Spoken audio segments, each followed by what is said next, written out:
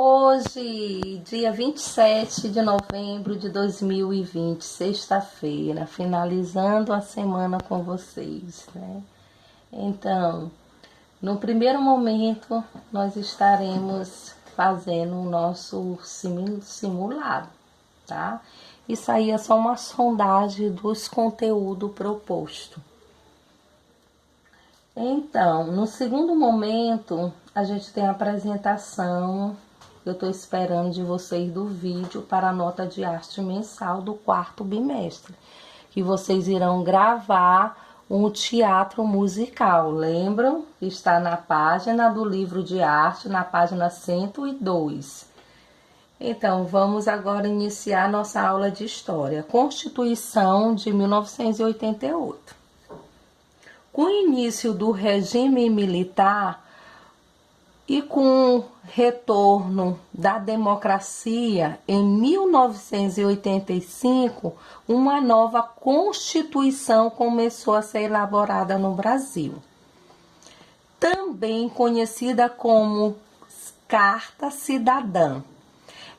Essa Carta Cidadã contou com significativa participação da população em sua elaboração. Além de se mobilizarem em manifestações e comícios, muitas organizações da sociedade civil elaboraram propostas de emendas populares às leis da Constituição, tá, turma? Então, aqui vocês podem ver cidadãos fazendo manifestação no Congresso em defesa das emendas populares às leis da Constituição. Isso aqui é em Brasília, Distrito Federal, no ano de 1988. O documento final foi publicado em 5 de outubro de 1988, devolvendo os direitos extintos pela ditadura militar, lembram? Então, ia estabelecer uma série de leis, tá, turma, que garantia e ampliava os direitos civis. Vamos ver algumas dessas leis, tá? A primeira, a condenação da tortura. A outra, eleições diretas para presidente da República, liberdade de expressão e de imprensa. Os jovens maiores de 16 anos e também os analfabetos adquiriram o direito de votar. A garantia também, turma, dos direitos às terras tradicionais dos povos indígenas, tá? Criminalização da devastação do meio ambiente, muito bem colocado. Qualificação do racismo como crime grave e inafiançável. Olha que legal isso aqui também. O reconhecimento dos direitos de idoso e criança, idosas, né, idosos e crianças. Muito bem colocada também. Então, o que vocês vão fazer agora? Vocês vão escolher um dos itens aqui citado pela professora e dar sua opinião, tá? A respeito na atualidade de nós aqui, tá? Vocês vão comentar aí com alguém da casa de vocês, né? E aqui, gente, olha o que a professora acha, tá? Em relação a isso. Muitas dessas leis aqui não são respeitadas. Até hoje, na nossa atualidade, o meio ambiente está sendo degradado, as pessoas estão sendo todos os dias vítimas de racismo, os idosos, as crianças vivem em situações precárias. Em relação ao direito, né, da mulher, em relação também ao crime, né, do racismo, tá demais, até hoje, tudo isso aqui até hoje ainda estamos aí vivenciando, tá? Então, vamos para a página agora 277. A situação atual do nosso Brasil, tá? Embora essa Constituição de 1988 88 fosse garantia dos direitos fundamentais à população, ainda existe até hoje, turma, diversos problemas a serem enfrentados pela nossa sociedade brasileira. A democracia é uma conquista recente da nossa história e garantia o quê? Da cidadania, dependendo da ação da população, pois a conquista de direitos é um processo que se constrói continuamente, tá, turma? Então, vamos conhecer um pouco sobre os problemas e os desafios atuais do nosso país, tá bom? Então, a desigualdade social é um deles. Até hoje, atualmente, isso existe. Nas grandes cidades, a desigualdade social no Brasil. Isso significa que um pequeno grupo de pessoas concentra grande riqueza, enquanto a maior parte da população vive com poucos recursos, tá? E aí isso vai dar o quê? Vai dar desigualdade na distribuição da riqueza, que causa diversos problemas. Tá? Então, essa dificulta, por exemplo, o acesso de pessoas pobres a uma formação profissional de qualidade. E aí, isso aí vai acontecer o quê? Torna-se mais difícil para ela conquistar melhores condições de vida, é claro. Então, existem programas de combate à pobreza que melhora as condições de vida de milhões de brasileiros nas últimas décadas. Porém, eu quero enfatizar isso, ainda há milhões, turma, de pessoas em situações de pobreza extrema em nosso país. E aqui vocês podem verificar bem pertinho a desigualdade social. Fica evidente aqui, ó, quando vemos prédios altos com padrão próximo a moradias precárias. Olha, isso aqui é numa favela de Salvador, na Bahia, no ano de 2012. Mas vocês podem ver isso bem presente perto de vocês. Eu vejo perto aqui, eu moro perto também, aonde tem invasões, ainda tem gente que tem casa de bem mesmo de palha, quase que a gente pensa que vê só no interior, não, aqui também eu vejo, bem próximo da professora. Então, até outro dia eu vi uma reportagem aí na Península, né, o povo questionando as pessoal que estava indo de bairro frequentar as praias de lá. Então, isso aí é um exemplo de desigualdade, né, de que a gente pode colocar social. Então, vamos falar agora de outro item, o desemprego. O desemprego agora, gente, tá demais. O desemprego é um dos maiores problemas do nosso país nos dias atuais. Nos últimos anos, turma, o baixo crescimento econômico nacional provocou dimensões em diversos setores e redução da oferta de emprego, claro.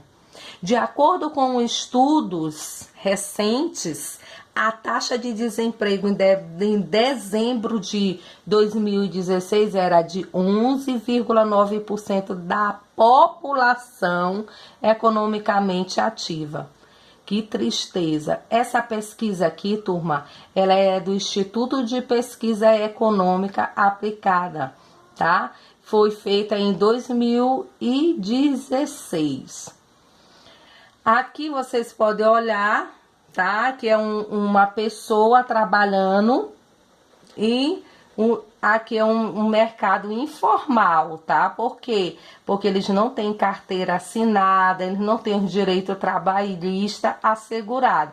Então, com a falta de emprego, cresce esses trabalhos informais, tá? Que é que a pessoa vai trabalhar como ambulantes, tá? E outros tipos de serviço, vendendo em praia, né? Camelô e aí vai. Então, o outro item é a corrupção. Aí eu pergunto para vocês, às vezes se fala tanto de corrupção. Corrupção, gente, é a pessoa que não dá até o direito de outra, é uma corrupção. como você entrar na fila na frente de outra pessoa, entendeu? Isso aí também às vezes a pessoa diz que não é, mas é. Então a gente tem que agir com honestidade em todas as situações mais simples que aparece, tá? A gente pode imaginar que não é. Então vamos ver, a corrupção é um antigo problema que até hoje nós enfrentamos no nosso Brasil, tá? Um problema brasileiro. Entretanto, pode envolver pessoas influentes, e é verdade.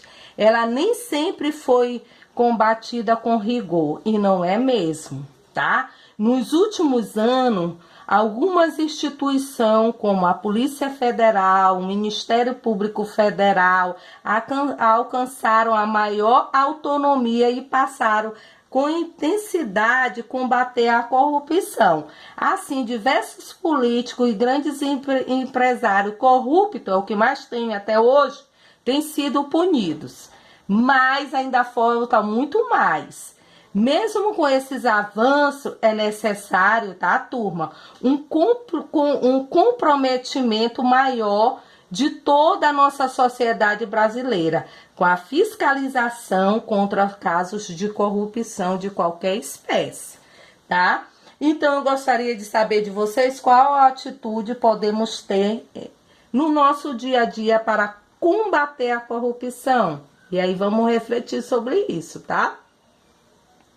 Isso aí, gente, é o que acontece todo dia, tá? Até quando a gente fura uma fila, eu não. Quando a gente pega uma pessoa, dá um dinheiro a mais no supermercado e a gente não diz aqui, olha, você me deu esse dinheiro a mais, não devolve. Quando a gente encontra um objeto que não é nosso, tá? Que a gente não devolve. Então são assim, práticas do nosso cotidiano tão simples, mas que não vai gerar corrupção em nós. Em nós não, que Deus me livre. É importante, tá, turma? Agirmos com honestidade, eu vou enfatizar bem isso, em todas as situações. A atitude honesta favorece uma melhor convivência em nossa sociedade. Além disso, as pessoas honestas têm mais credibilidade para exigir honestidade, tá? Como os políticos aí, né? Eles, os servidores públicos e outras pessoas aí, deviam fazer as coisas certinhas, para poder as coisas acontecerem certas. Então, a gente deve, desde já, praticar, né, a honestidade. Então, vamos ver os problemas urbanos. Atualmente, mais de 80% da nossa população brasileira vive em cidades, tá? Porém, muitos centros urbanos cresceram de maneira desordenada, sem ter infraestrutura necessária para acompanhar o aumento de sua população. Aí o que vai acontecer? Aí é que vai acontecer a infraestrutura, né? E aí é um dos problemas urbanos esse aí.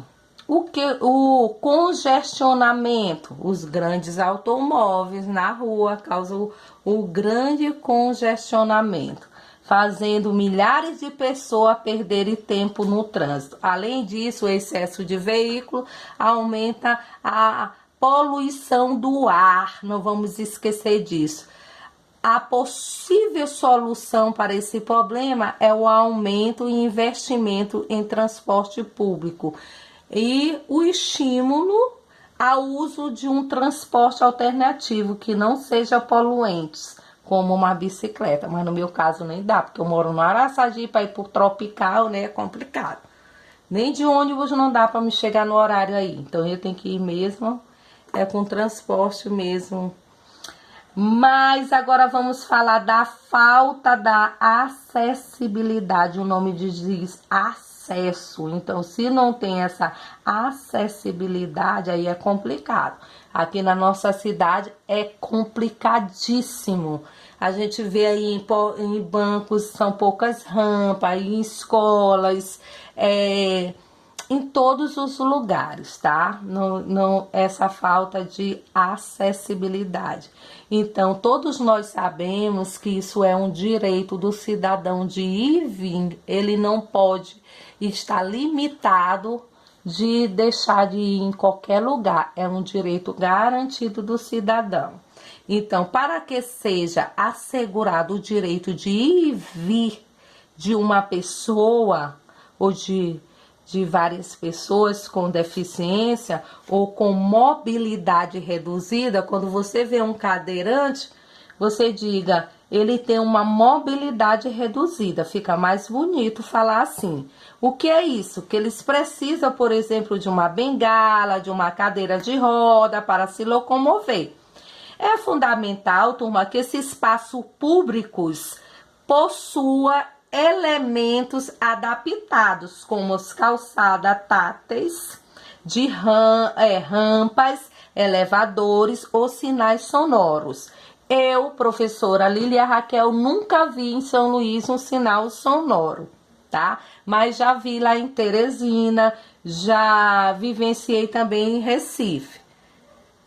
Então, somente assim é possível garantir mobilidade e acessibilidade para todos. Outro aí item, moradias precárias. É outra que você vê muito aqui em São Luís. Favelas, invasões, tá? Palafitas. Então, a falta de recurso leva milhões de pessoas a viverem em moradias precárias, até desemprego. Assim, em vários centros urbanos, é comum, tá, turma? A gente vê favela, formações de favela. Em muitos delas não há sistema de esgoto. Eles vivem bem precário. Nem coleta de lixo, expondo aos moradores a doença. Não tem saneamento básico. Além disso, muitas moradias são construídas em lugares impróprios, tá? Como nas encostas de morros ou à beira de córregos, expondo seus moradores a diversos riscos. Mas também eu quero enfatizar para vocês, que é de conhecimento meu, que esses pessoal que vive, porque eu já fiz um trabalho de pesquisa em favela, em lugares perigosos, que tem políticas voltadas para isso, que vai lá, paga eles, indenizam eles, eles recebem essa renda, gastam o dinheiro e não vão mudar para um lugar digno de morar. Aí eles vão voltar de novo para aquela favela, esperando de novo receber esse recurso. Então é bem complicado, né, turma? Então vocês irão ficar com a atividade da agenda. Até a próxima aula de história.